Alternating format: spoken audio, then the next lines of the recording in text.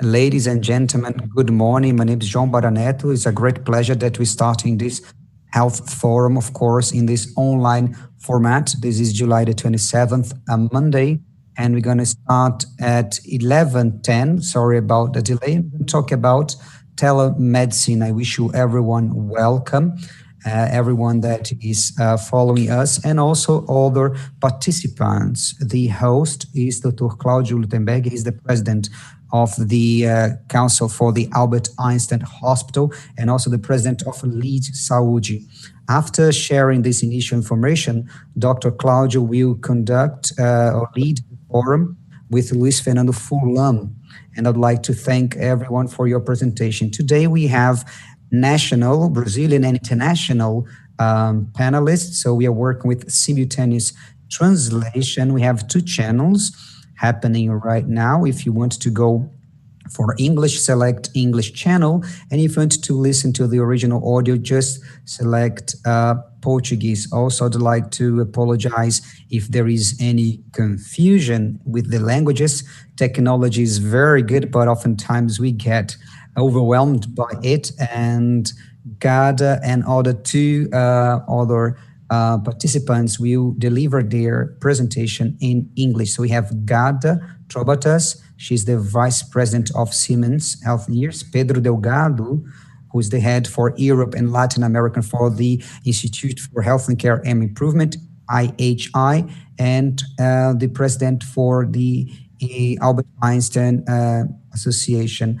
And Claudio will read their CVs in a second. And here in the debate, we have Fernando Silveira Filho, the Executive President of WMed, Daniel Jeep, the Director of Telemedicine and Biocomed, and also Carlos Murilo, the President of Pfizer, José Carlos Magalhães, the President of United Health Club. So just to talk about how our meeting will happen today, each speaker will give their 15-minute presentation, and then we are going to proceed to the Q&A questions, questions raised by the business people that are present here. And please, when you ask a question, make sure you enter your name, your area that you operate, and tell a little bit about yourself and your company, and then forward your question. Later on, after this moment, we are going to start our roundtable session conducted by Claudio and Luis. So you can send your question through the chat, and we're going to forward them to the participants. And please make sure you also enter the name of your company. So without further ado, I'm going to be here watching this amazing live session. So now Luis Fernando Furlan to give this introduction. After Dr. Claudio will start. So good morning, Luis Fernando is speaking for us from LIDE. It's a great pleasure to welcome such an amazing team that is coordinated and will be coordinated by my friend Claudio Lutembergo.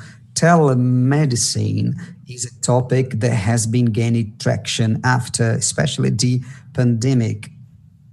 And in Brazil, we had some legislation that were actually delaying this technology. And what is happening right now, that the use of this technology is quite essential, especially in this moment that patients oftentimes can remain at home and still receive adequate instructions, and we can avoid having queues in the hospitals and etc.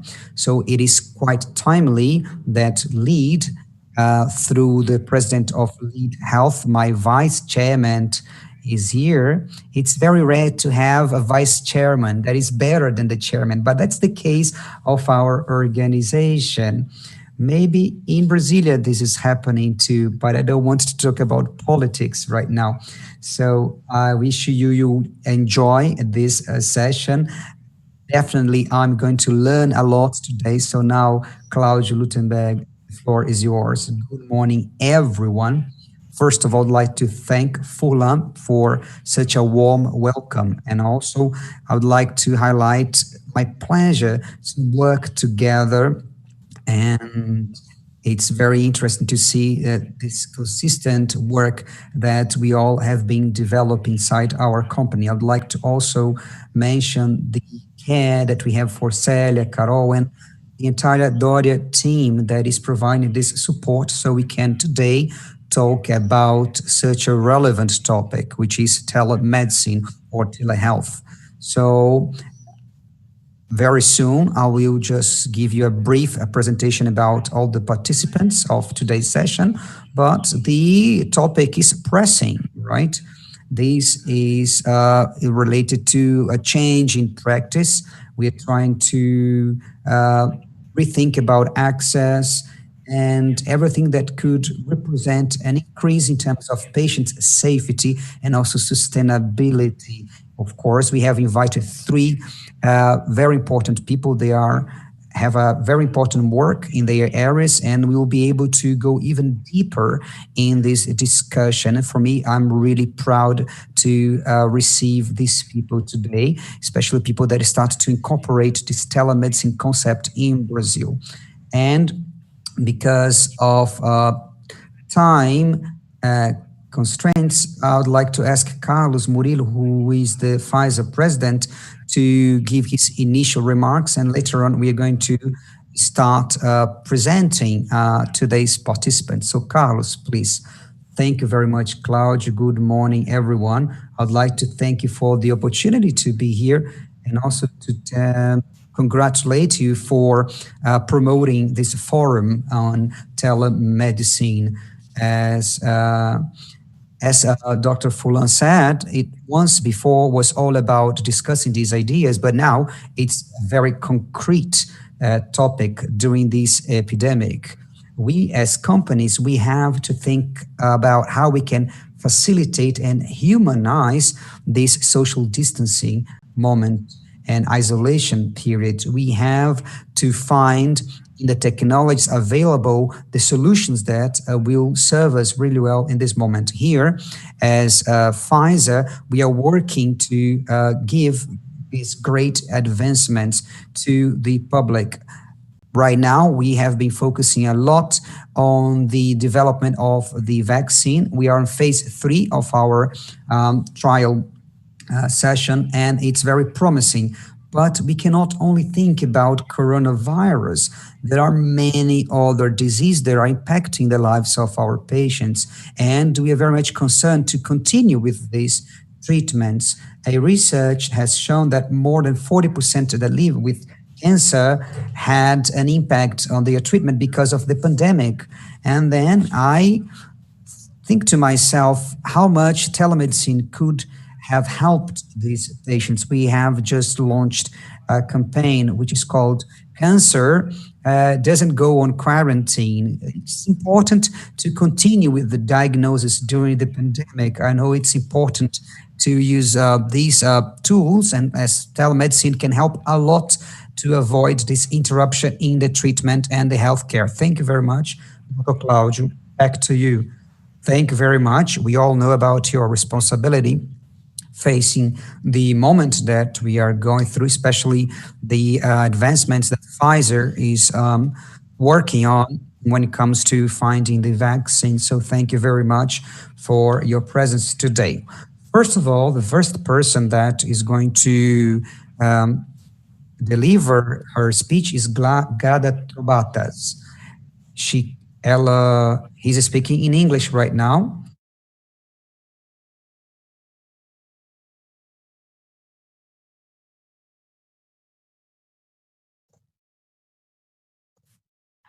Should I go ahead, Claudio?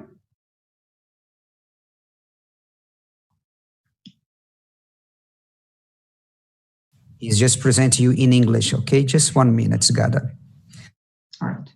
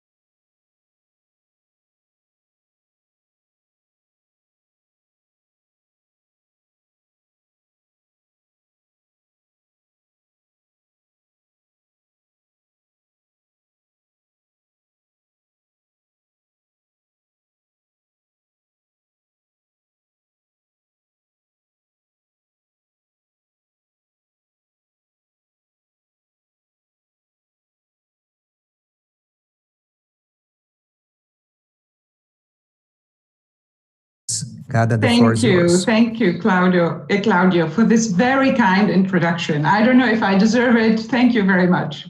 So it's a pleasure and a real privilege to be part of this distinguished panel today.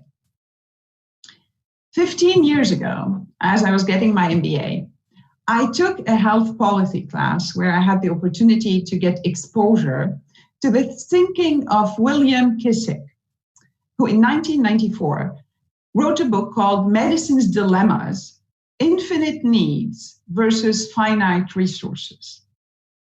In this book, Kissick wrote that there was an iron triangle in healthcare. The sides of these triangles are access, quality, and cost. The iron triangle is this concept that access, cost, and quality cannot all be improved at the same time. So if you increase access, you have to decrease quality. If you increase quality, you have to decrease access or increase cost. I think you get the picture. If we improve one area, we're going to see a drop in at least one of the others. That was Kissick's assumption. So you might be thinking, okay, what does all of that have to do with telemedicine? Well, the rise of digital health, including artificial intelligence and telemedicine, proved Kissick really wrong. Digital health gives us a real opportunity to break this iron triangle, allowing all three dimensions, access, quality, and cost, to improve at the same time. So, okay, telemedicine can break the iron triangle, which is a big deal in terms of its value proposition, right? And yet, historically, it has not had this it wasn't this global success story in a way, this global success story that it has the potential to achieve. We've seen digitalization transform entire industries, changing the way people shop, bank, and travel, but it really hasn't yet made major inroads on how patients receive care. And then COVID happened. This was a real defining moment for telemedicine. It forced the healthcare industry to do a 180-degree shift on telemedicine adoption. So why? So why is that? After years, maybe of really very slow adoption. Why did we flip suddenly? And the reason is simple. COVID made physical patient encounters disappear overnight. And since providers are paid by essentially seeing patients, suddenly the financial reality of providers was under an existential threat. And our industry had to transition to telemedicine for survival, and regulators, reimbursement really adapted to enable all of that.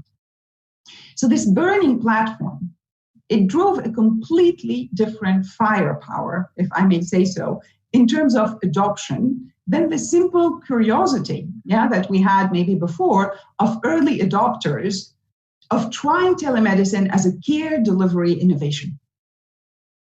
So there will be, in my opinion, a before COVID-19 and an after COVID-19 moment for telemedicine. Historically, we used to ask the question, is telemedicine as good as an in-person physician visit? And for more than a decade, that was really the name of the game. And the reality of COVID has opened the door to a completely different conversation, to a completely different question. We're no longer asking if telemedicine is good enough. We started asking if we can rethink the way we surround patients with healthcare, including telemedicine in the mix, to help us change medical practice. And that is really an important milestone for telemedicine. I want to take just a couple of minutes maybe to mention some examples where telemedicine has been used both in the provider-to-provider space and in the provider-to-patient space. So if we start with the provider-to-provider domain, telemedicine has established a very solid footprint in ancillary diagnostic services, in particular in those that are based on visual medical science, such as radiology, pathology, dermatology, If I take teleradiology, for example, so that's the business Siemens Healthineers is in, not teleradiology specifically, but radiology as a whole. So teleradiology, for example, is it in an advanced stage of deployment compared to maybe other aspects of telemedicine? The economics work. It helps healthcare facilities to cope with peak workloads, ensure round-the-clock services, reduce waiting lists, and many more benefits. And technology, of course, was key in scaling adoption. The shift that happened from film-based to digital-based imaging technology many years ago, now augments and the establishment of standards for image and image transmission has really supported this development. Another interesting application of telemedicine in radiology is the area of remote scanning assistance. The idea here is that a small number of experts located in a central command center, which really acts as a hub, can assist many more less experienced, more junior operators of imaging devices, which can be located thousands of kilometers away. This relieves challenges such as the shortage of highly qualified staff and really helps deliver high quality outcomes regardless of location at lower cost. And here we start seeing that this Kissick principle, in a way, this iron triangle that was, that we believed in the 1990s was unbreakable. This is a very, simple example of how we can increase access, improve quality, and reduce costs at the same time with telemedicine and digitalization as a whole. When we look at hospital-based medicine has also grown in the last years. And in the same hub and spoke model we just discussed, which allows specialists in the hub to help guide less experienced or less specialized medical staff in spoke departments. Stroke care is one good example here. If you want to, here in stroke care, you want to treat the patient within 90 minutes to minimize brain damage.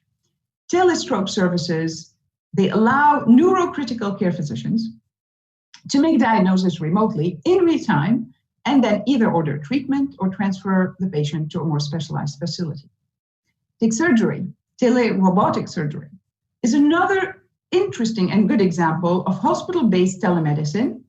It uses a combination of wireless networking and robotic technology, which again, currently is being enriched with artificial intelligence to operate on patients who are located far away. One of the challenges here for the adoption at scale of telerobotic surgery has been latency time. So the time delay in transferring visual and other types of feedback between two distant locations when the patient can be really in a critical condition. So telemedicine in the provider-to-provider space, we just talked about just a few examples, and there are many more. The challenge we have is it's not the lack of examples that we have, is the scaling of such examples. So we don't see a major revolution, or we haven't seen before COVID, a major revolution and a massive adoption of these telemedicine approaches. We've seen leaders in the space having visions and adopting this. And what we would need as an industry is a scaling of those pockets of excellence to the large industry. So we talked about provider-to-provider space. I want to spend a moment on another important application of telemedicine, and that's the provider-to-patient space. And during COVID, the headlines and the dramatic ramp-up of fast telemedicine adoption were mostly about virtual visits, ambulatory care visits over video or telephone, virtual urgent care to try to address minor health concerns. In this space, automation, we've seen automation being used a lot with health bots to try to get information to patients and help effectively triage patients and really direct them to the fast direct them fast to the right side of care. In my opinion, one of the biggest opportunities of telemedicine in the provider-to-patient space is this management of chronic disease patients, which typically account for more than 70% of total healthcare expenditures. When we look at the current healthcare systems, which is weighed heavily towards acute care, the traditional model of care for those with chronic health conditions is an arrangement where patients are seen in a physician's brick and mortar office. Return visits are typically scheduled at fixed arbitrary intervals based at least partially on the physician's availability. But if the illness becomes worse between these appointments, this is handled mostly by a referral to the emergency room or to the urgent treatment center. This kind of arrangement that we typically have for chronic disease is both clinically and economically ineffective. In most instances, the needs for medical attention for patients with chronic illnesses cannot a priori be determined with any level of accuracy. Hence, this arbitrary, in a way, scheduling of return visits at fixed days and times cannot be synchronized to match the timing when patients need care. Those costly emergency room usage. And here we come to another application of telemedicine, which I believe has a lot of potential, and that is telemonitoring, which is about monitoring patients at a distance. Can be the solution to the situation we have with chronic disease. It's an innovative approach which aims at providing, at the end of the day, appropriate care at the appropriate time in the most appropriate manner. And in this model, patients will assume a greater role in managing their health while having a ready access to their providers who have up-to-date information on their health.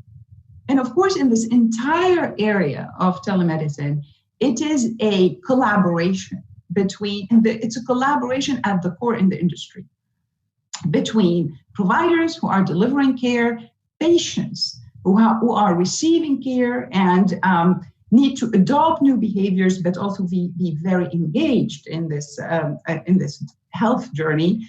And of course, technology companies who enable this entire journey and this entire transformation with various types of technology. And it's only that combination of stakeholders that's going to help us move forward. And I want to add, in particular in this area of telehealth, reimbursement and regulation are extremely, extremely important. I think it was Luis at the beginning who said in Brazil, telehealth has had some obstacles to grow, and it was regulations, or I'm not sure personally what those obstacles are, but I've observed in other geographies that the lack of reimbursement or the very low reimbursement for telehealth and regulations which were very, very stringent really stopped or slowed down enormously the adoption of telehealth. And that's something in the future we should very carefully look at. So as we look at the future, where could telemedicine take us in the future? On the one hand, we can think about telemedicine as a switchboard in infrastructure for the effective redistribution of healthcare, which is going to make it available in places where it's not available or where it's scarce. This increases access, it mitigates shortages of staff, which are across the board, and it frees up overextended care teams to focus on more critical matters. So a switchboard on the one hand, but on the other hand, telemedicine will become the start of healthcare. It'll be the gate by which people enter when they have an issue. In the future, care delivery will start with a digital front door. Instead of heading to a local clinic or emergency department, patient encounters would likely take the form of a digital screening or digital visit. And AI and automation embedded in health bots will be used to screen patients and determine the most appropriate next step. And in a way, despite the terrible economic toll and human toll that the pandemic has had around the globe, it allowed us to experience like if this entry point to healthcare, if the start to healthcare is digital. And there is a lot of positive, there are limitations certainly, but there is a lot of positive echoes coming from this experience. So these digital front doors, they'll be the new battleground for the healthcare consumers' attentions. These consumers, which are increasingly part of the millennial generation, have different expectations, and they will to seek alternatives in the future to healthcare relationships if they are unhappy. And we've seen this movie play in many, many other industries, retail, travel, banking, and many more. So in the future, healthcare will no longer be limited to the brick and mortar hospitals, as we've known it to be for centuries. It will happen where consumers eat, live, and play. It will have no address. It'll be in their pockets, smartphones, and ultimately, we want to get to the point where telemedicine changes our expectations when we grow old as to where we can grow old. We want to be in a place where we can stay at home and where we don't have to be in the belly of the beast, if I may say that, to get quality healthcare. So with that, and I want to thank you for your attention and hand it over to you, Claudio. Ghada, thank you so much. I'm sure that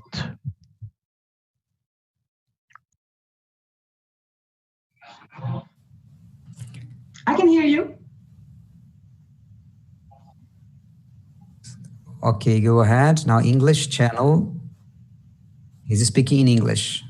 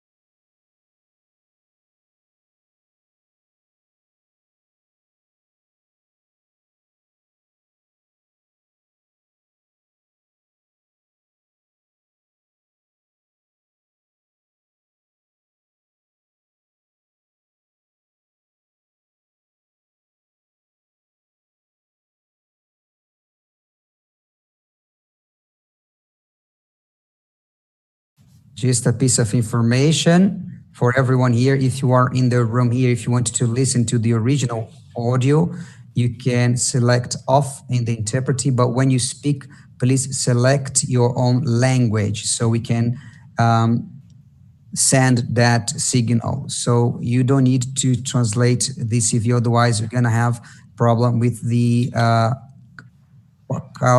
audio.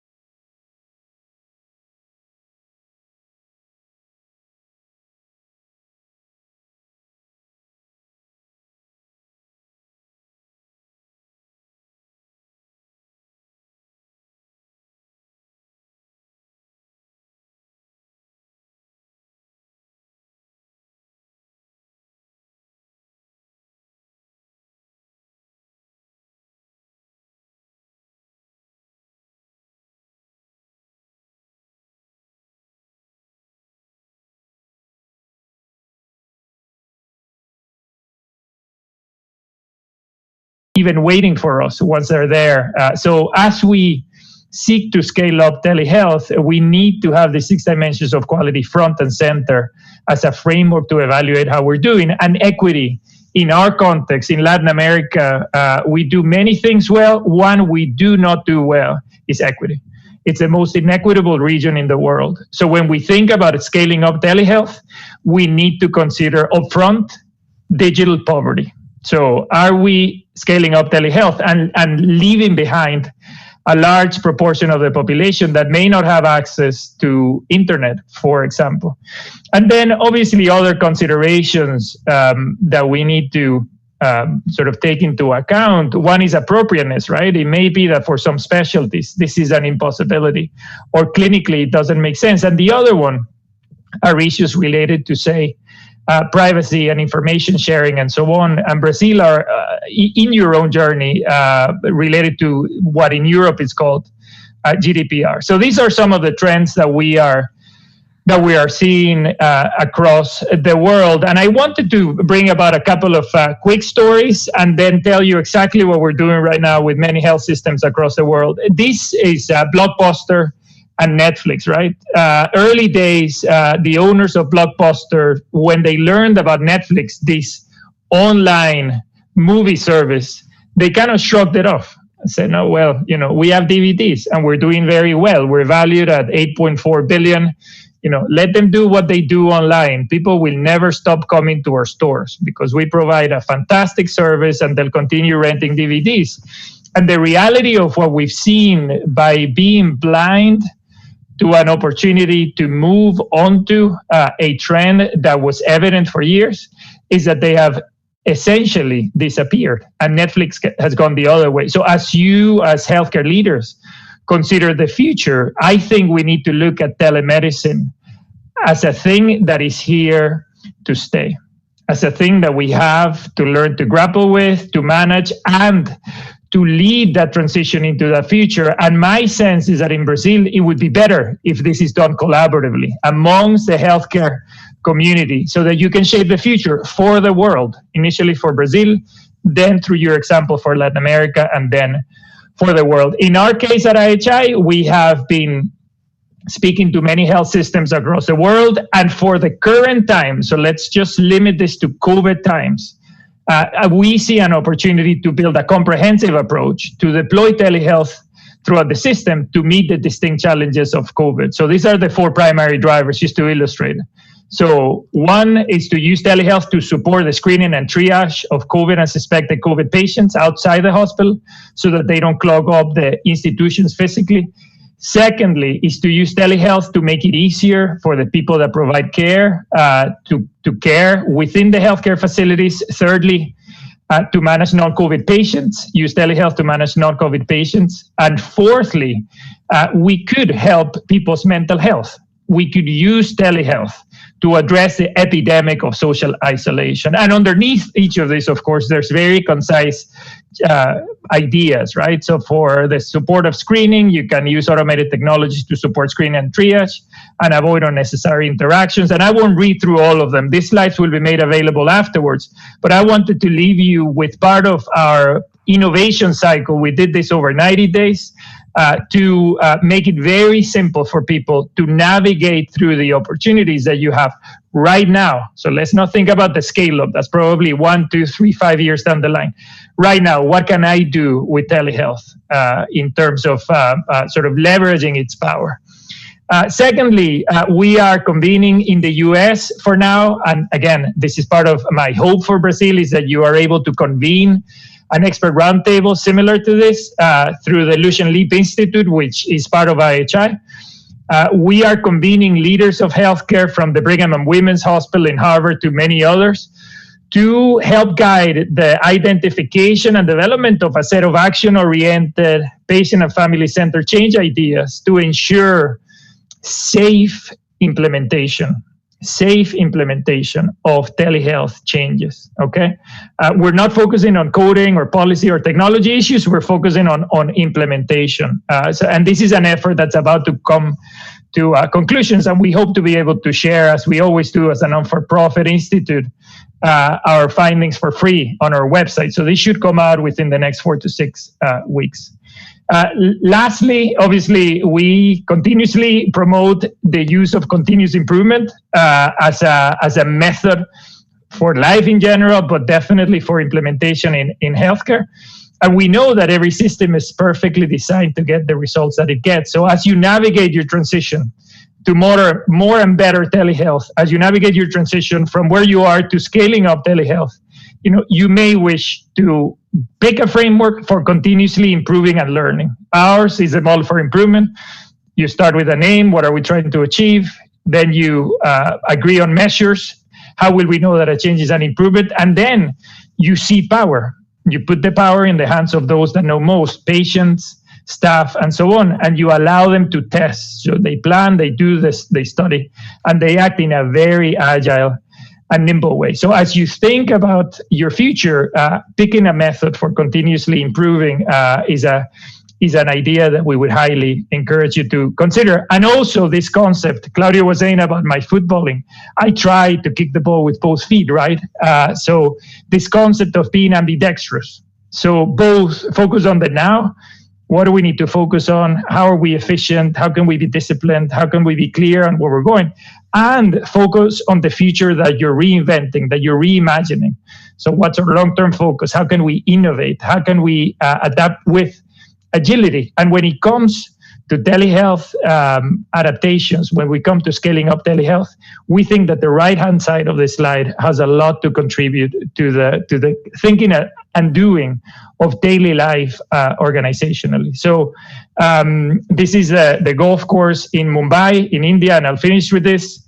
Some of you have heard me tell this story, but I'll say it very quickly. So in every golf course in the world, there are rules, and the rules are universal. So you play golf, you know what the rules are. In Mumbai, they have had to make an exception because there are monkeys in the golf course. So sometimes the monkey can grab your golf ball and move it to somewhere else.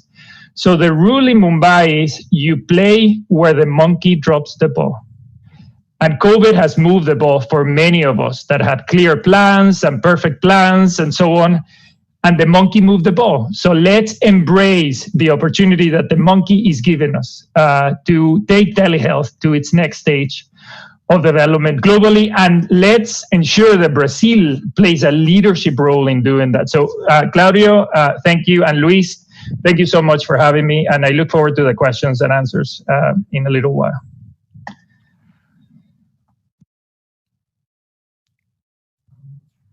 Obrigado, Pedro. Nós vamos agora para a terceira parte da apresentação e que para mim é um privilégio. Sidney Klajner não é só o presidente da Sociedade Beneficente Israelita Brasileira Hospital Albert Einstein. Ele é um excelente gastro-cirurgião, um excelente doctor, proctologist, and he has a very important leadership role in the Jewish community, and certainly he's one of the most human person and dedicated person that I have ever met. So it has been a privilege for me to share to act with Sidney for the past 10 years inside our organization, and to be able right now to present to you as being one of the most important authority when it comes to healthcare. And he's here not only a leader of a hospital, but also as a great doctor. So right now, Sidney Klajner, the president of the Brazilian Israel Institute in Albert Einstein. Thank you very much, Claudio, for your kind words. For me, it's a real privilege to have moved forward in this journey that started 13 years ago.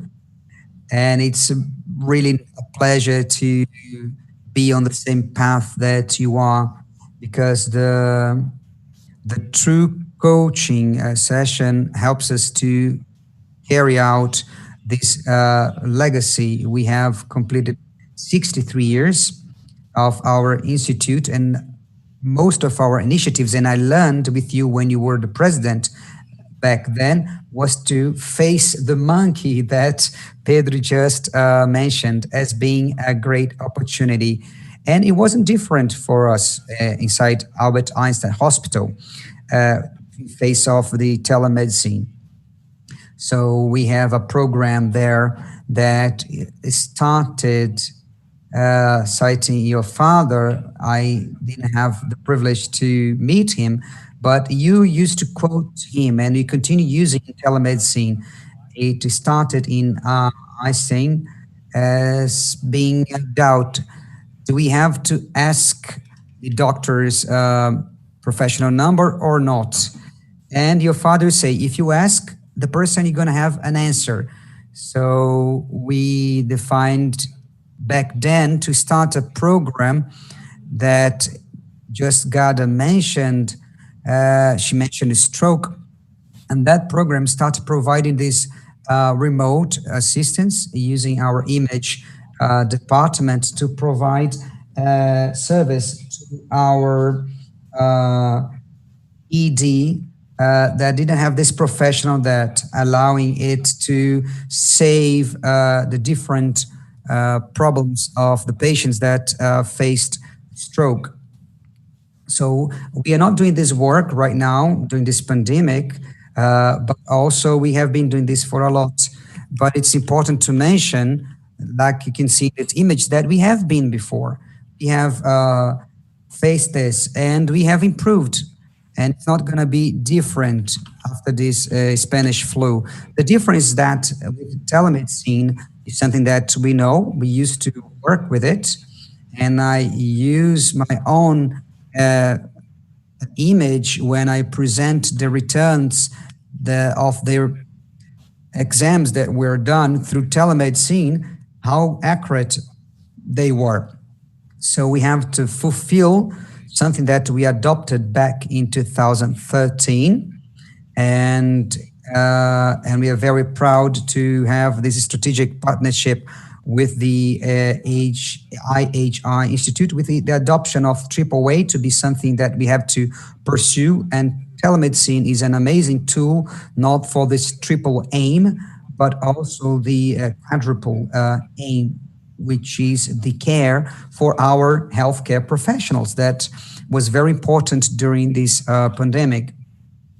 And when I was talking to Claudio before this presentation, he wanted me to share a little bit of our presentation. And here inside Einstein, we haven't, most of our self-employed doctors could only carry out working because Einstein had a online platform ready, and we also managed to allow these doctors and professionals to continue working and still have a salary during this difficult moment, especially when we're talking about acute conditions management. This is the triangle again, a bit more sophisticated, because it's not triple anymore, it's quadruple. And I think it's good to work that way because you have many advantages when we couple the effectiveness and the cost effectiveness and efficiency. It's, for example, the management of acute disease, and the cost again is important because you should avoid waste. So, and the fourth aim is the doctor's satisfaction, that can see his or her patients and can innovate of the providing this resource in telemedicine. And Ghada Trobatas shared her experience, how this important to these wearables and use of artificial intelligence will make people more connected at home to manage acute diseases.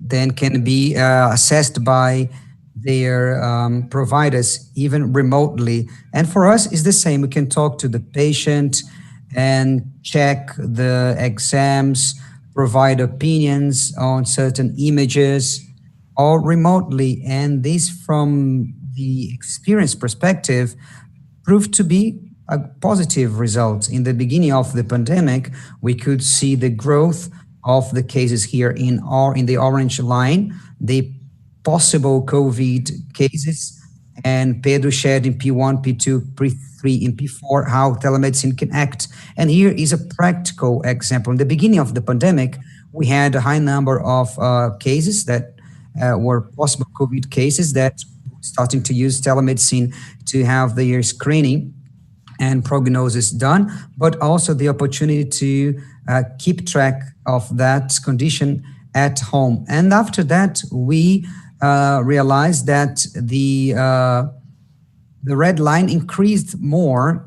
There were the things not related to COVID, but also the management of certain symptoms, especially acute diseases, using telemedicine as a solution.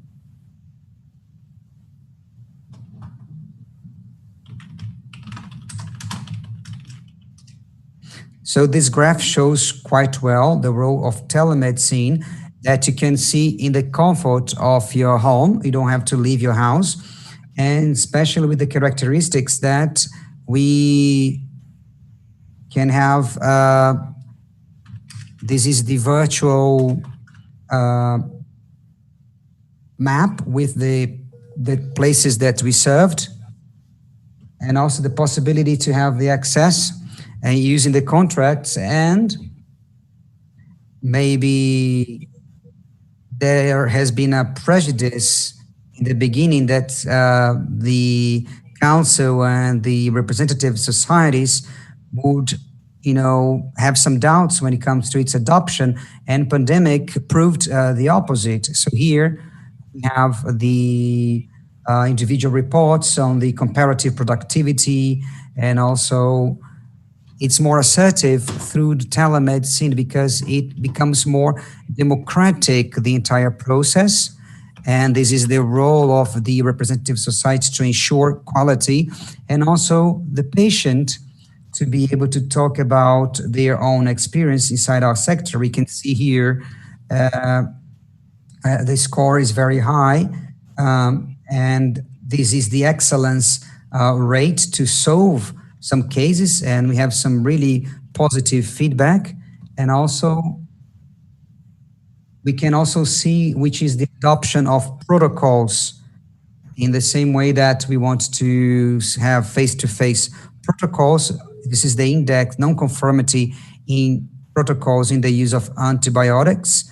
It has shown in telemedicine as being something that we, in adopting these protocols, could be applied to telemedicine. And here, there is this regulation, a role to set the boundaries in order to have any breach and any loophole. And it's important this to be very clear understood by doctors and patients. The resource during the pandemic allow us to see these campaign hospitals and the remote hospitals to participate in day-to-day discussions with areas that don't have any specialist or expert available. So a very important case inside our field hospital, and Ghada even mentioned that there is international experience that was serviced here that had some stroke symptoms and had the exam that was this tomography ready, and they have done this crane tomography, and the neurologist and the image professional could even define thrombolysis, and this was done in real time, and this patient recovered really well without any other after effect or side effect. And also Pedro mentioned the equity aspect on how we can work with the population. We shared this program with the professionals of the Brazilian health system, so they are currently adopting our platform. So all the public workers can use our platform, and also for self-employed professionals, I can access this platform that ensures a digital certification to prescribe drugs, especially the ones that are controlled. This happens through a token that ensures the right signature, and when we can serve more closely our patients, and also the 30,000 public workers that work in the Brazilian national health system. These are the figures that are being met, especially when managing acute conditions during the pandemic. And here, it's what is missing in Brazil is about legislation. We have a very archaic and old legislation in a time where there was no smartphones and so on. So we're talking about an outdated regulation, and the other countries have adopted that, as you can see. And we tried to do that in 2018, and something that wasn't really very much welcome, and understand that this pandemic can play a major role in creating these more updated regulations. So I think it's nice, the example of the monkey and the ball, and now we have to work with that reality. Now the ball is in a different place and the rules are different. So we have to fix these regulations or adapt them accordingly. So remember that when I participated in the Committee for Quality and Assistance, it's important to insist with telemedicine solution in a program that contemplated many programs in different municipalities in Brazil. And also we use that in oil rigs as well, and in different sectors. This will serve many municipalities. This is a possibility that removes logistic barriers, and what is more important, in a medical platform, despite what you might imagine, it doesn't create this gap between doctors and patients. Actually, they feel even closer. It makes this connection even stronger because they can talk to them as if you're talking to a friend or a relative, using digital platforms. So high touch is present in a way that the patient feel that is very well served. These were the figures that I want to share, and we'll be able to discuss that during the debate. Thank you very much for the opportunity. Thank you, Sidney, for the wonderful presentation. So now I'll ask Fernando Pinto. He is the president of IMED. Please, Fernando, the floor is yours. Okay, Fernando. Thank you very much. It's a pleasure to be here. I'm very happy to be in this event. Talking really quick about BIMED. We are the Brazilian Association for Technology Devices and Technology Information for Healthcare. Telehealth is something that is related with cutting-edge technology and the adoption of new technologies. ABIMED has more than 200 associated companies, not only Brazilian companies, but we have Asian, American, European companies. We represent more than 65% of the invoicing of these markets. And we have Ghada here, and Siemens is one of our associate members. So I'm really happy to have her in our meeting. When we talk about telehealth and telemedicine, I think it's good to put together what you said.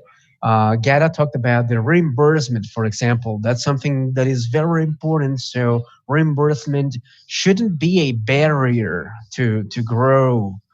I think that's a very important topic. We have many topics that are very controversial when it comes to the healthcare professionals, when it comes to the adoption or the acceleration of telehealth, right?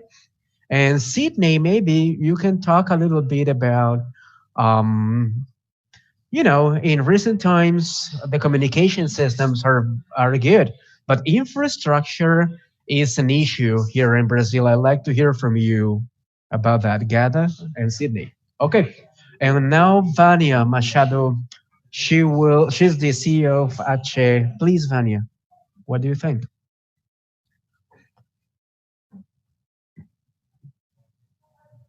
Claudio, I think Vania is not connected yet. So before moving on, I think the questions that Fernando asked to Ghada and to Sidney, that could be a nice way of starting maybe while we wait from Vania. Yeah. Okay. So let's do that. Ghada, can you please comment a little bit on the reimbursement part? Sure. And maybe Sidney, if you can comment on infrastructure. Yeah, I mean, definitely, I agree fully with this reimbursement topic as being a big barrier.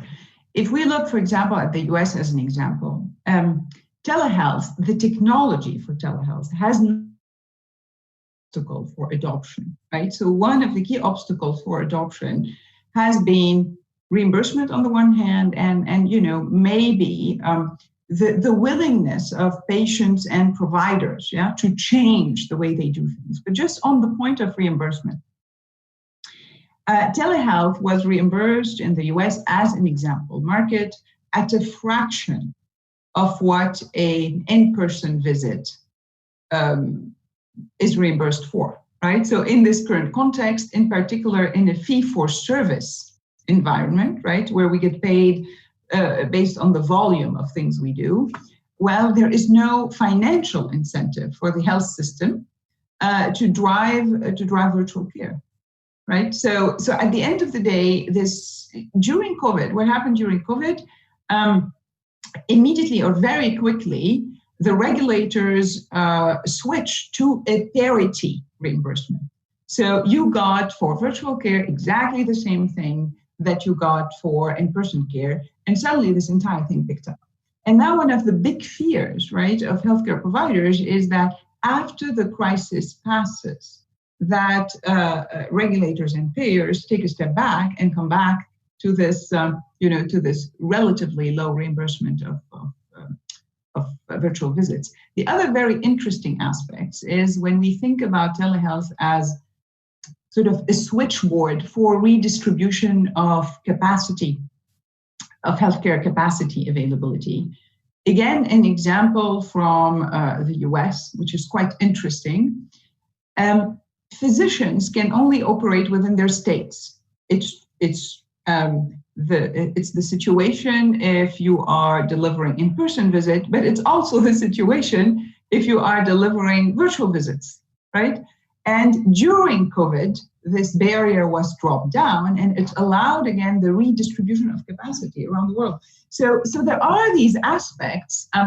Either we move in reimbursement into a capitated system and a population approach where provider gets one amount of money to take care of the health of the patient, and then we don't need to talk about reimbursement for in-person visit and reimbursement for virtual care. Things will regulate themselves automatically. Or if we're staying in a fee-for-service environment, then, of course, strategically, regulators and payers have to think very strategically about the next move in reimbursement so that we don't go back. And then maybe one last point I wanted to add, consumers will play a big role, right? So consumers as in patients. Now that patients truly experience the convenience of having virtual care visits, I'm not sure they want to go back to what we had before in all cases, and they will start choosing providers that offer a more virtual, and convenient experience, which then is creating a new platform for competitiveness. So I think it's going to be very how the environment move, and our ability to influence that is going to be critical on the pickup or of the sustainability of telehealth as we move forward.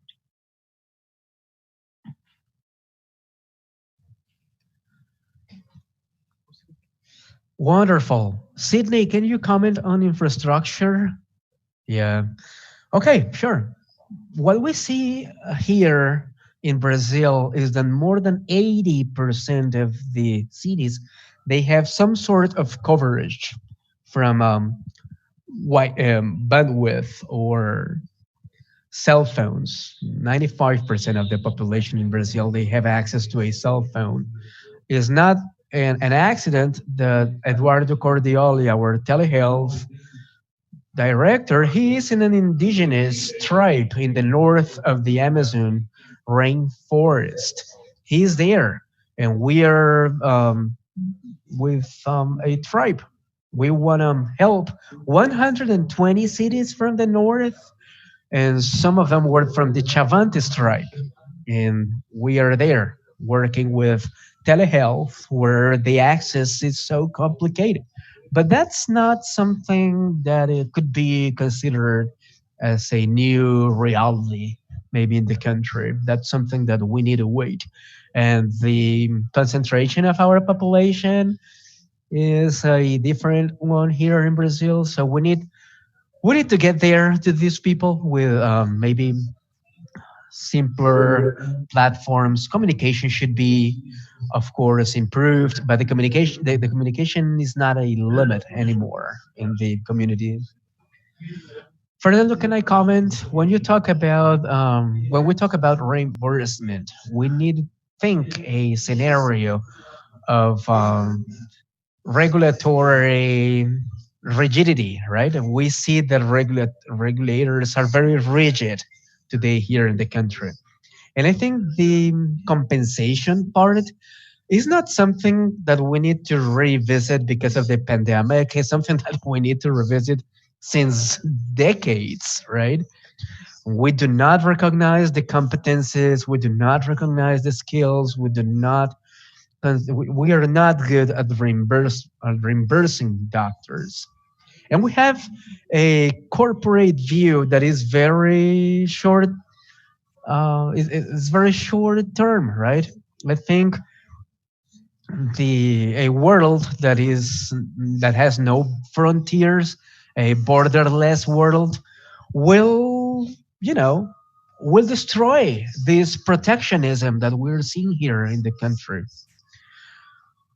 In Brazil, I think it's impossible to imagine to create options that we can offer to people in terms of communications. We have 5G in Brazil very soon, and as Sidney said, the access to cell phones is almost universal in Brazil. We have more access from cell phones than landlines. That's not an excuse anymore. We need definitely to have an injection of dynamic effort in telehealth. I like Ahmed to think on considerations and maybe questions if you have. Sure, Daniel, please. Thank you. For us in VR is so exciting to be here. We're a technology company. We're a Brazilian national, 100% Brazilian capital, and we are investing in telehealth for more than 10 years. So when no one knew even the concept of telehealth, we were here discussing options of screening, remote monitoring, bringing technology to Brazil. So we do believe in this, and we invest time, and we see that we have invested a lot in telehealth.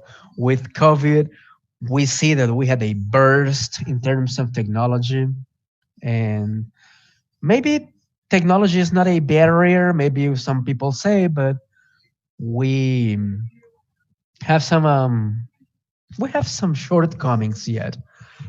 Security, for example, how can we ensure that the patient is a patient and the doctor is the doctor? How can we ensure data security?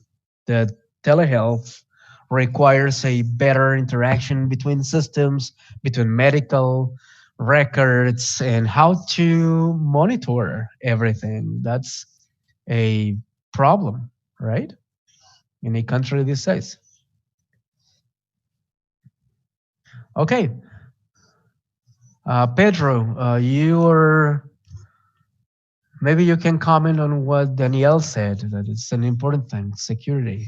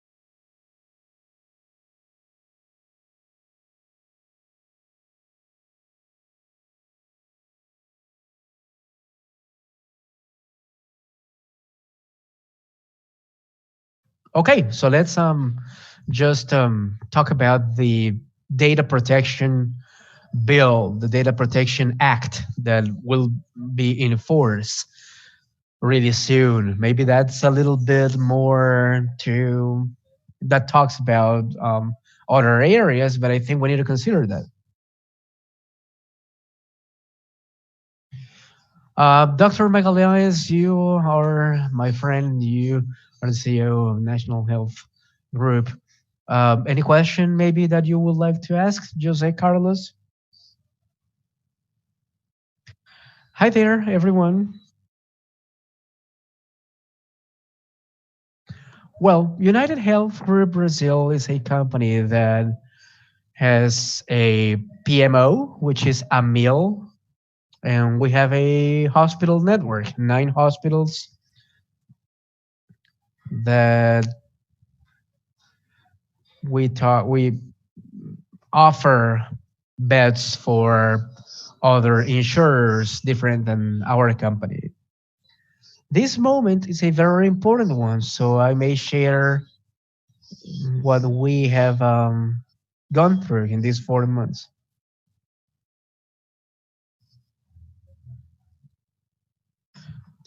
Telehealth is an aspect that is related with the big transformation that we are going through in the world, a transformation that is digital. Take a look at what is going on in the e-commerce. E-commerce is growing and growing. Home office, for example.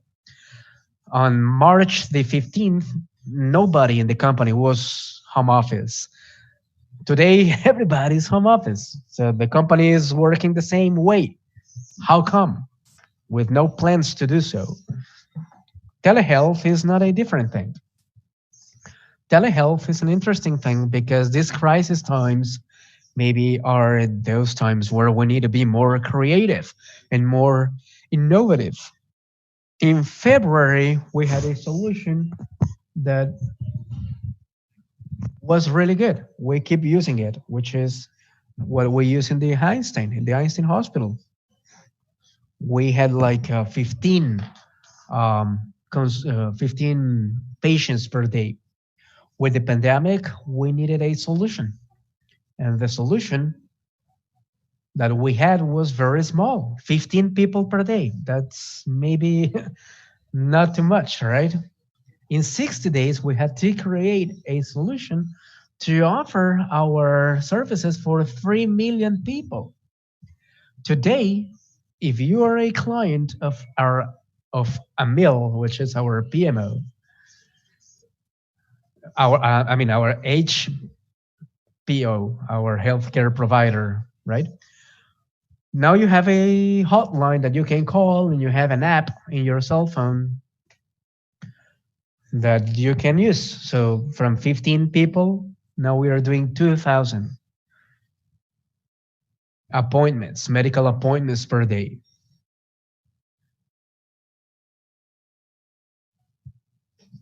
How can we do that? With technology. And we needed the healthcare professionals. Everything that we talk about, everything that we used to have in the outpatient facilities, for example, they are working now in the telehealth app. They were trained, new behaviors, new skills, new clinical advice, maybe everything, even legal advisory. When we talk about data protection, are you the person that you say you are, for example? How can we work on that? Telehealth is an extension of our services, right? Of our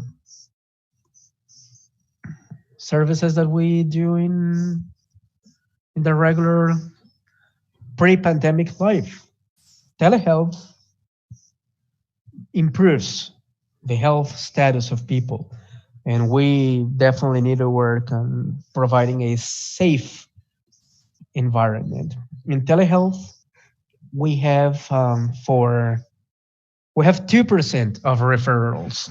People who call us, people who access the app, only 2% of them are sent to a physical examination, to a physical appointment.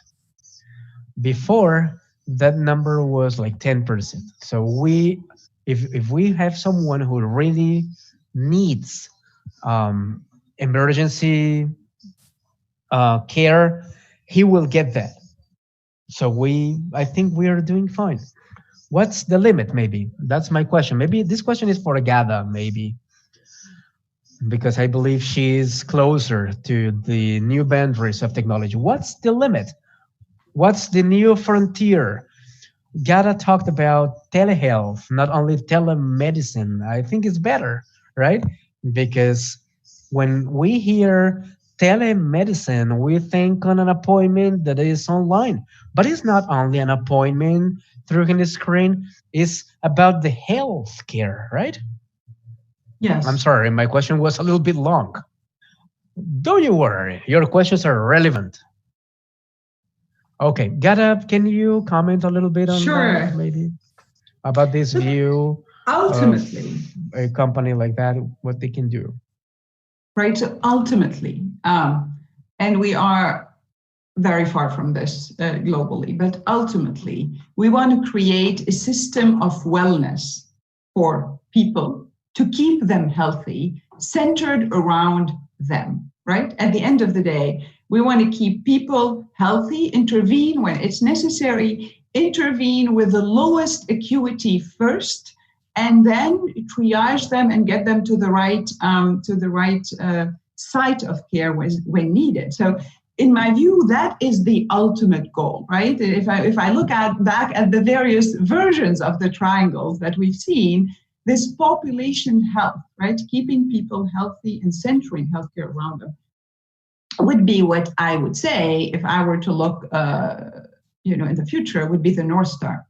And in this vision, virtual care or digital health is an inherent part of it, right? It's absolutely an inherent part of it. It becomes part of the mix that we offer around that patient, right? Around that patient, so the patient has things measuring the important parameters, right? Those sensors will be beamed to an environment, where the data is gathered for people taking care of them. This data will be analyzed by artificial intelligence, and if something is wrong, right, then proactively the patient is called, initially probably with a digital interaction, triaged, right, assessed, and then we take the patient along the path in the right sites of care in healthcare. So I don't believe, there is a limit. I believe what is going to be the challenge, for all of us, right, as an industry, is to create that system, go from what we have right now to a system that is centered around this patient. And the use of technology is one element of it. And importantly, on top of that, we have to really transform the way we deliver care. What I wanted to offer as a perspective is the aspect of artificial intelligence. So when you think about one scenario of telemedicine, so which is, I'm going to take one that is very close to the core of what we do in radiology. So if you want to send an image for a second opinion to another radiologist, that would be one scenario of using telehealth and teleradiology. AI, which is something we work on, which is as the core of the technologies we develop as a company. AI essentially brings the experience of many, many radiologists to the place where one is reading that image, right? So in a way, it really complements and it's a key aspect of expanding telehealth, so that now you are going to a third party, to ask them maybe about a second opinion or about a guidance, only for the very difficult cases. And then AI becomes an absolutely key tool that complements radiology or other aspects to help use telehealth only when it's needed. Similar example maybe for robotics. When you think about telesurgery supported by robots, the robot can be, let's say, non-intelligent. We could have non-intelligent robots that essentially do what the surgeon tells them in the moment of the intervention. But we could also have those robots learn. So those robots can learn from the best surgeons and become more smarter, right, in helping to guide surgery. And then this telesurgery aspect is used for very complicated cases. So what I wanted to say is that AI is an absolute companion. It's a very, very essential companion to this overall concept of customer-centric, patient-centric care that uses telehealth as one tool and AI as another one.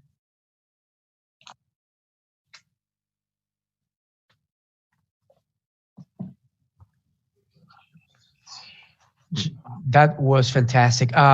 Johnny, I'm not sure if Vanya is here. Unfortunately, she couldn't make it. So we may move on. Okay, awesome. We have a couple of questions that come from the audience. Claudio, may I interrupt? Sure. I have a question for you, if you allow. I have a question for you. And the question is, your specialty is ophthalmology, right?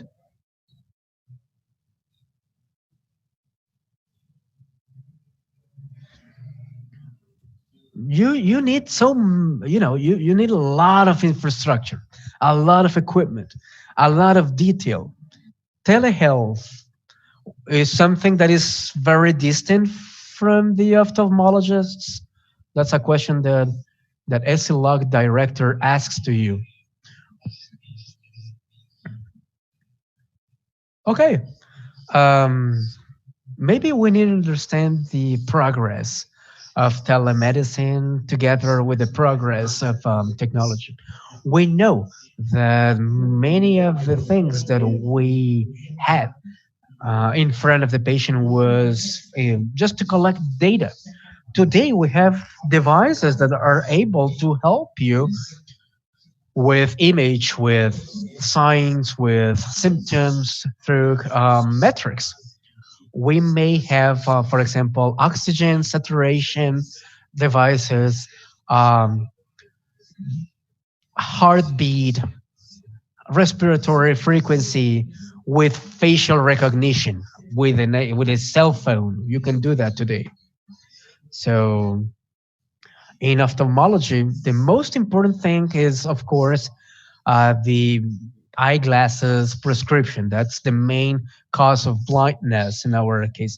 We have today devices that may take a picture of the bottom of the eye. We can measure today the vein structure inside the ocular globe.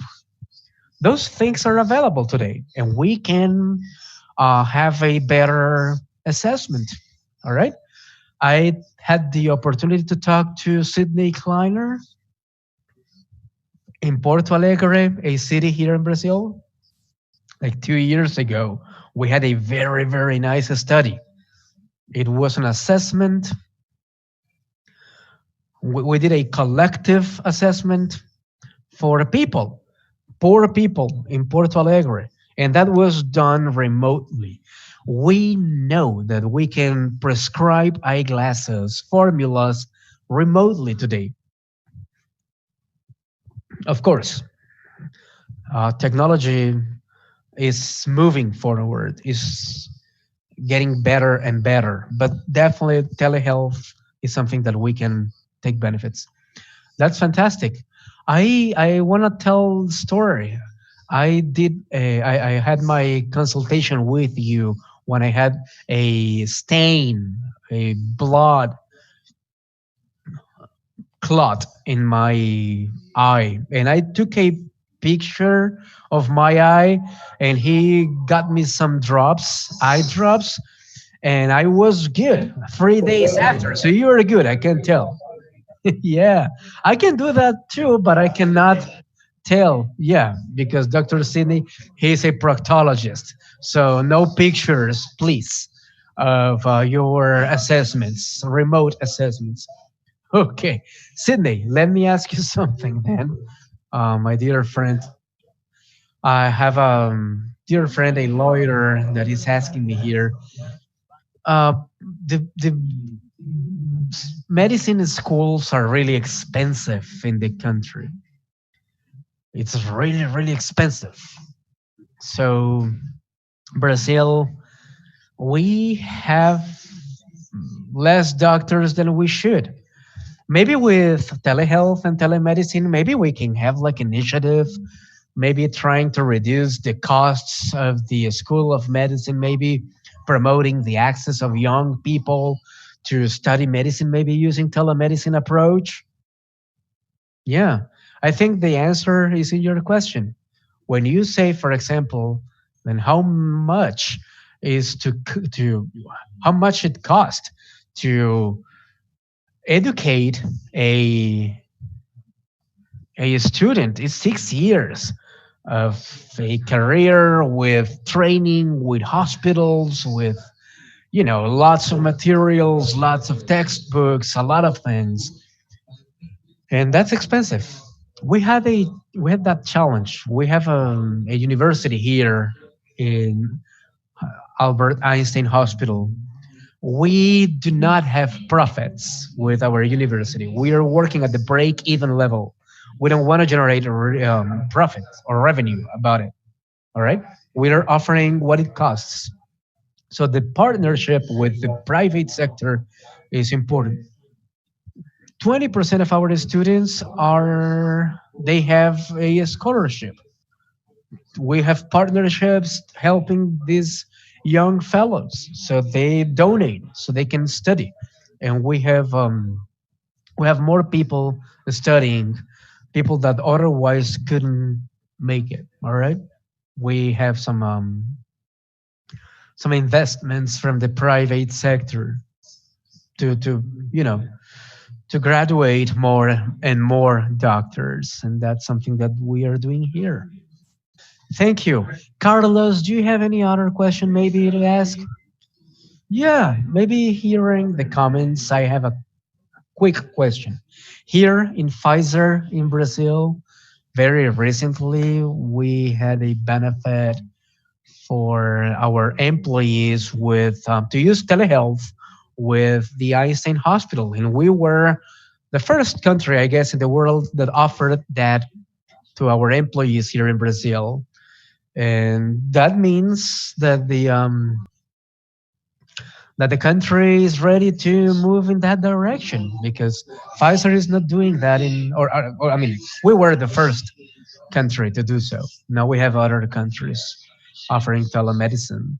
I think the infrastructure allows us to work on technology the way we can do now. And I think we have some challenges, of course, but I don't know how you feel this. But in my case, the first thing that I do in my day is to see the router. If I have Wi-Fi, I'm fine. If my daughter, she does the same thing. She she the first thing she does is to take a look at the wireless router to see if we have Wi-Fi, and then the day can start.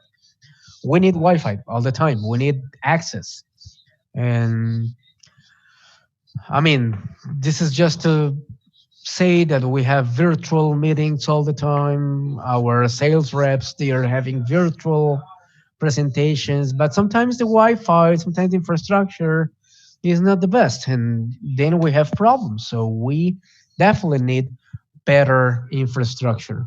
I have a question for Ghada, I think, and maybe if someone else wants to contribute. Do you think, or can you think maybe a country that can be an example of telemedicine? Can you think in a model maybe, or the best country that we may think of? Ghada, what do you think?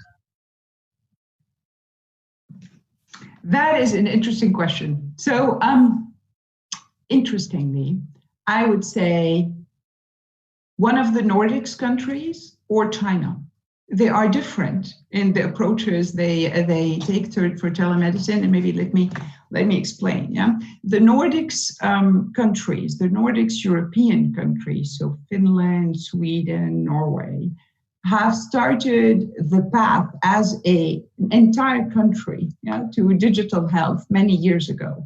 And when we look at countries in general, we realize those who have advanced much faster than others have always had the government hand driving this, right? A government that was visionary, and they drove this. Yeah, they set the infrastructure, they set the databases, and they drove implementation at scale.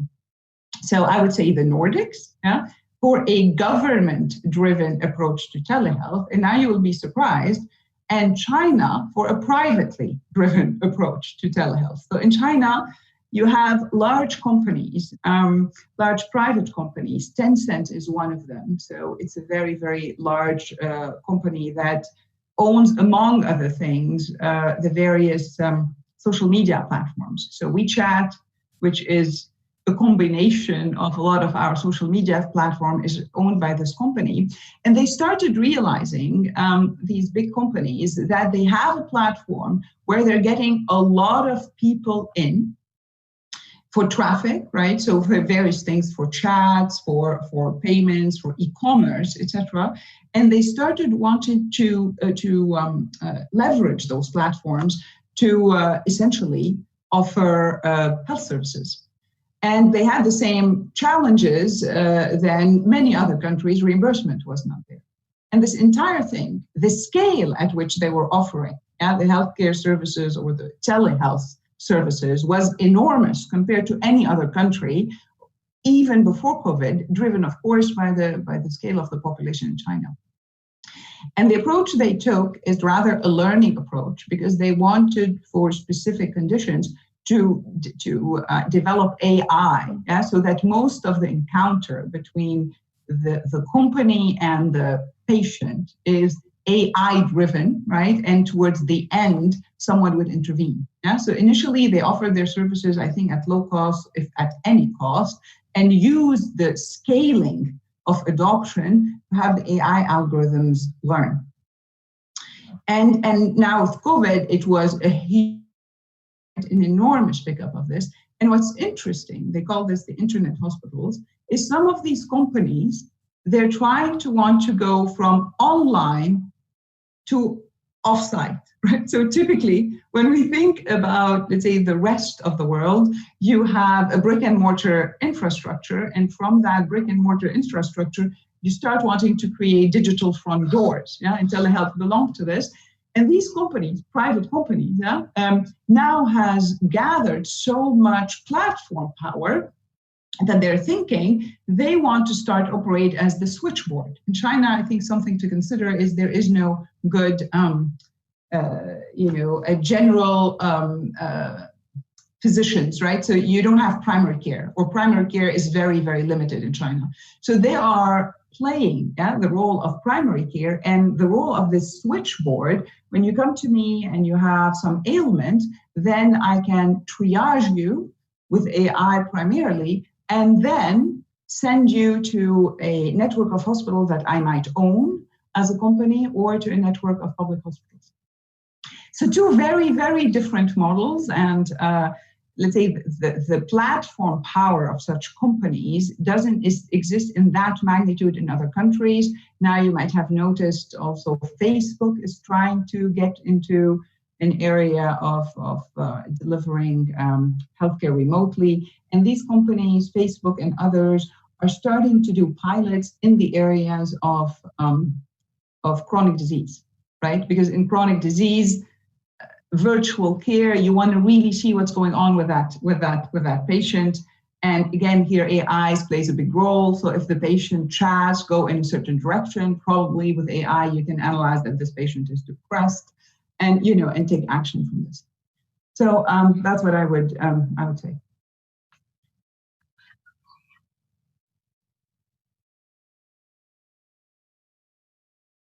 Good. I have a question here. Is about regulation. How can we have mechanisms with permanent norms in regulation in the country? I know that you have some of you have had some challenges. What do you have, Sidney, in that sense? Yeah, we have some problems in terms of our appointments.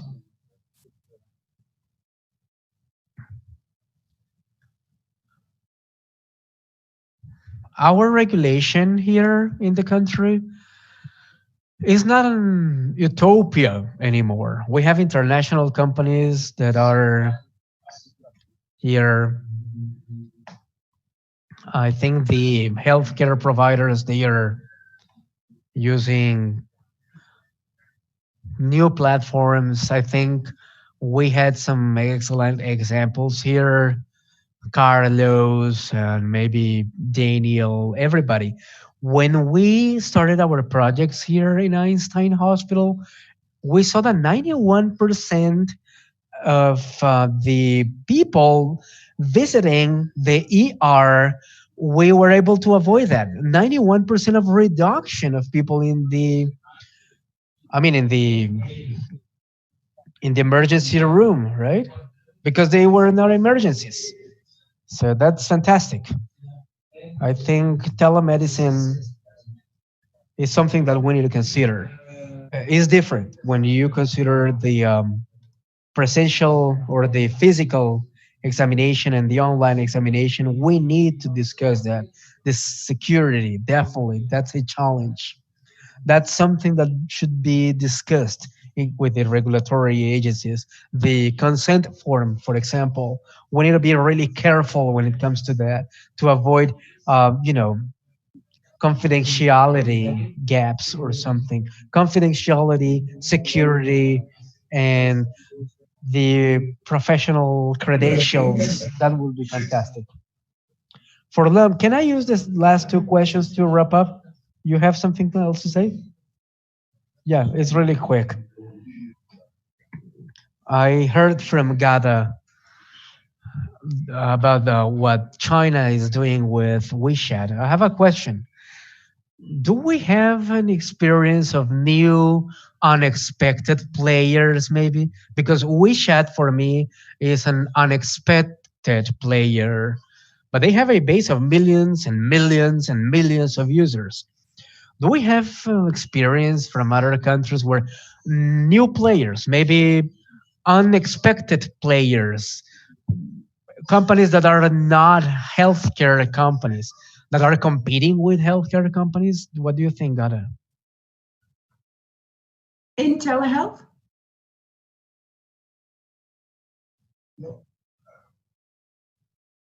Yeah, my question is companies that maybe are not related with healthcare, companies that were not from the healthcare sector. You know, I mean, the only companies that come to mind right now, like on the spot here, are companies in China. And Tencent is not the only one. Ping An is another big one. They're an insurance company.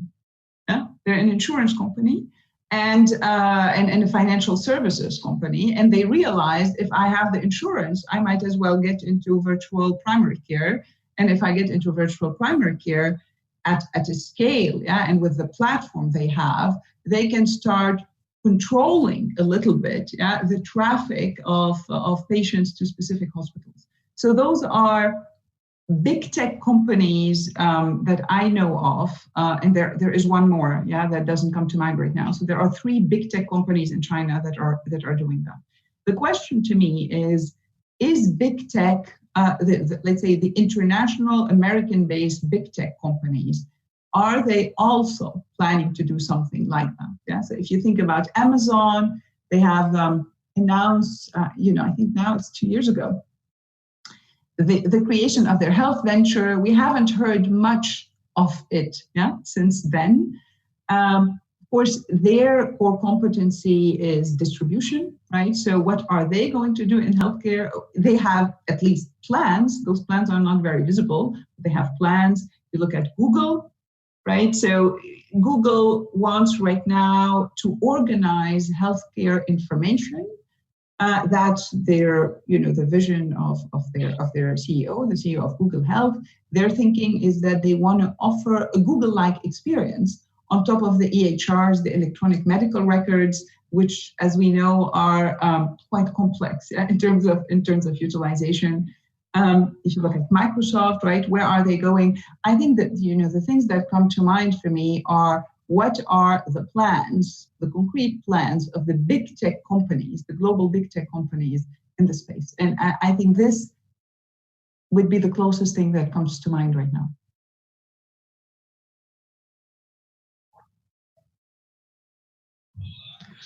Thank you. Awesome. My name is Carlos. Just want to comment. Telemedicine for us is part of a chain of care. So it's really, really hard for us as a company to understand telehealth as a isolated service. For us, it's a tool, another tool that you offer to our clients to take care of their health.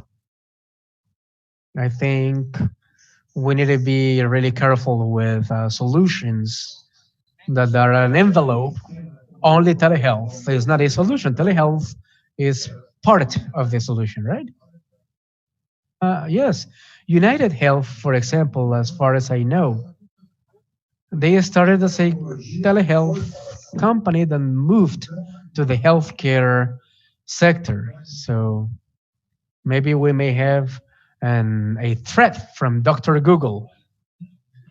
Yeah, that's true. I'm not really concerned with Dr. Google, because Dr. Google will need to refer the patients to the next step, which is the hospital. So, yeah, we have an eye on that.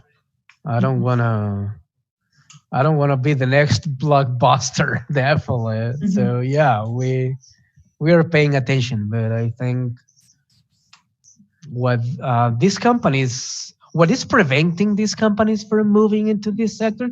I mean, technology is not the problem for them. Money is not the problem for them. The problem is what I'm doing next. Yeah, cool. I have a patient and I know what this patient has, but what's next? You need a hospital or you need a doctor or you need something else. Yeah, thank you.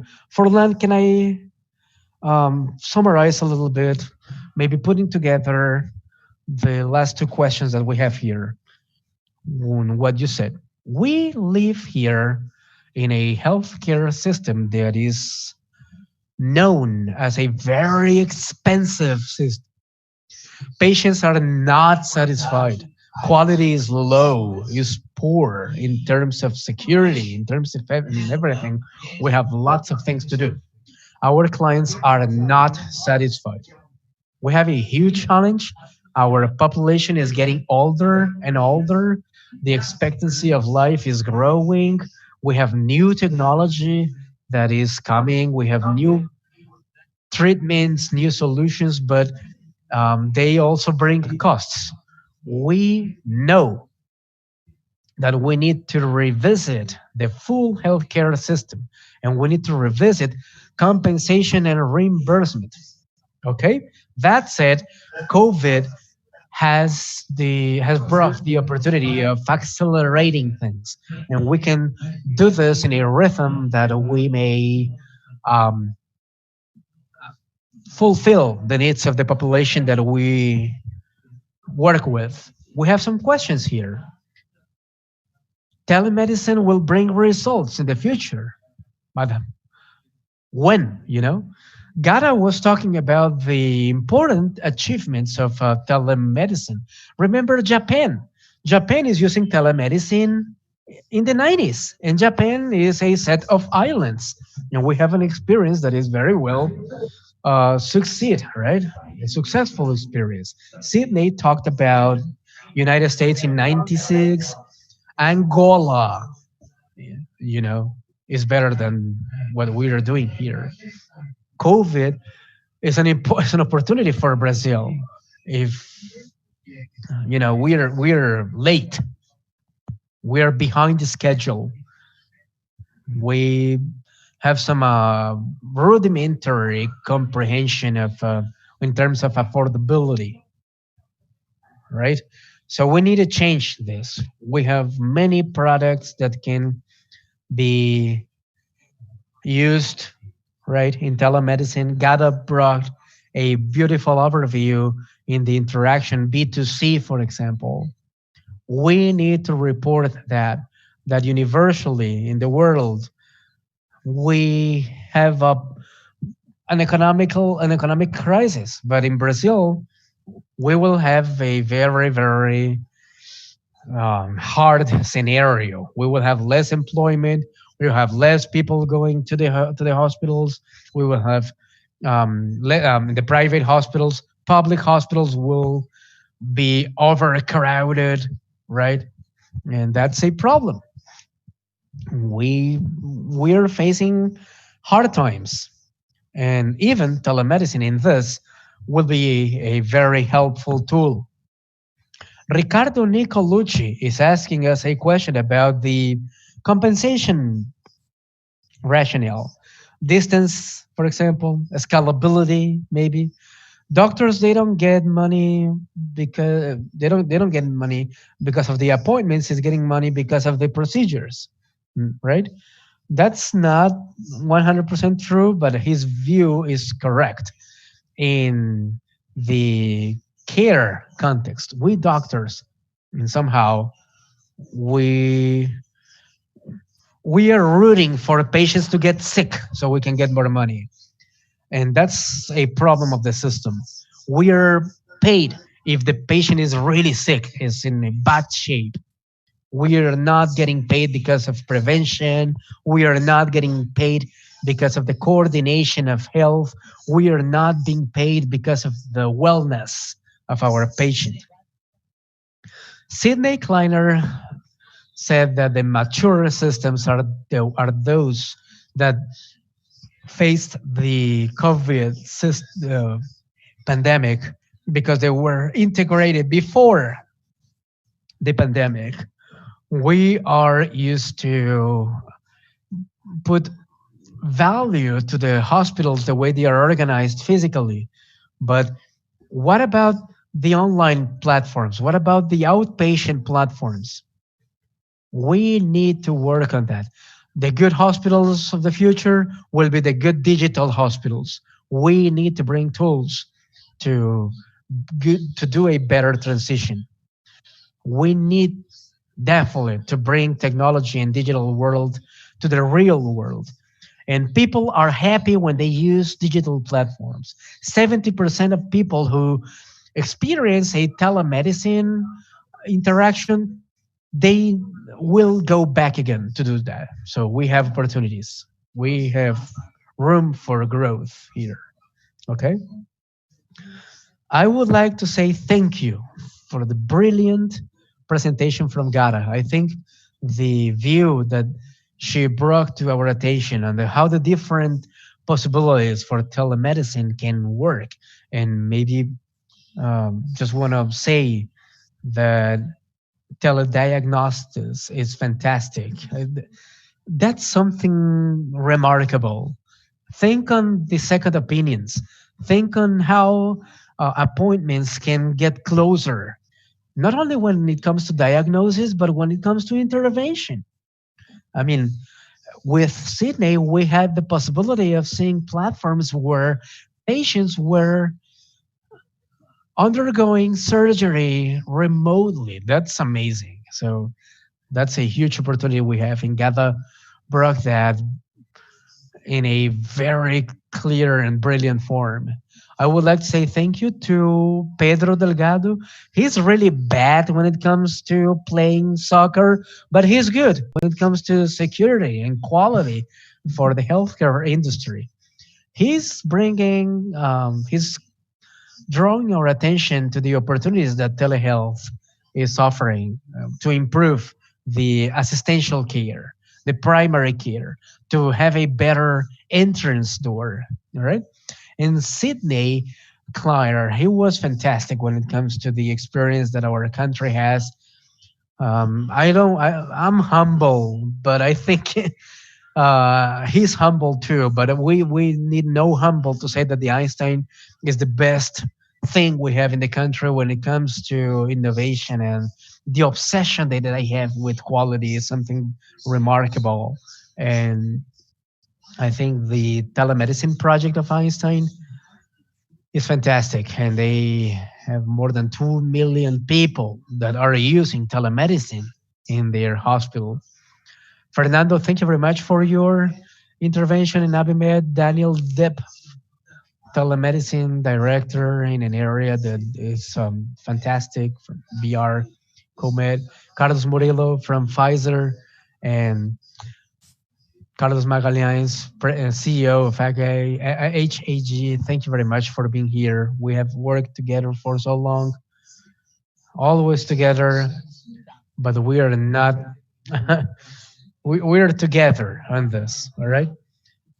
With that, I'd like Johnny to wrap up and adjourn our debate. Thank you very much. Thank you, Claudio. I think Forlan will do that wrap up. The only thing that I would like to say is thank you, everyone. Thank you, Forlan, Claudio, Ghada. Thank you so much. Obrigado, Ghada. That's the word that we have in Portuguese for you. And Carlos, Zé Carlos, everyone. Thank you very much for being here. Thank you for opening up this space. And thank you for all the support. Thank you, because it was very enlightening.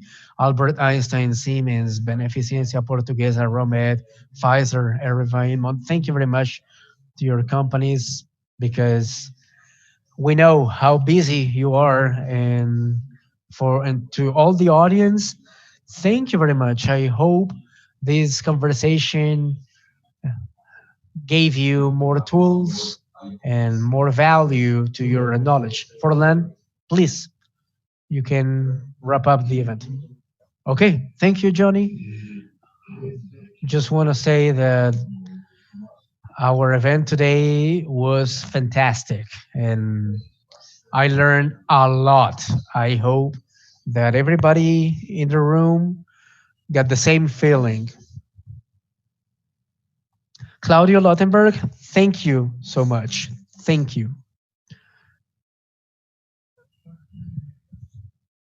One of the things that maybe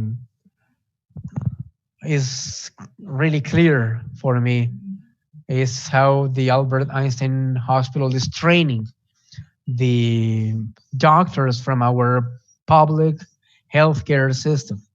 That's fantastic. That's something that's working for our country. That's something remarkable. Thank you very much and see you next time. Thank you, Furlan. Bye-bye. Thank you, everyone, and hope to see you soon. Thank you.